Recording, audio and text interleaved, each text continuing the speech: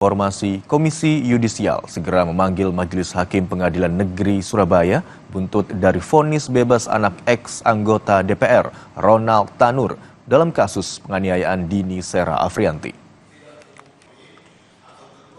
Setelah mendapat tambahan informasi soal vonis bebas Ronald Tanur, Komisi Yudisial dalam waktu dekat akan memanggil pihak yang terkait, diantaranya pelapor hingga majelis hakim yang memvonis bebas Ronald Tanur. KY berkomitmen seluruh tahapan ini akan dilaksanakan pada bulan Agustus.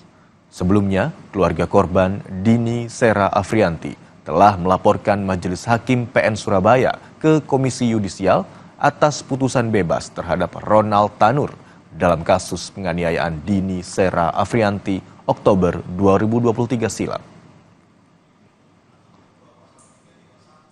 KY memastikan untuk nantinya akan memanggil Majelis Hakim Pengadilan Negeri Surabaya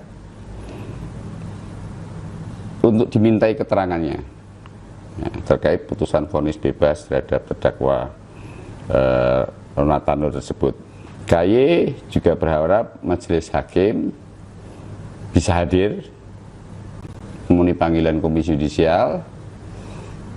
Pemanggilan terhadap Majelis Hakim ini sebenarnya merupakan hak jawab atas dugaan pelanggaran KPPH yang dilaporkan oleh pelapor.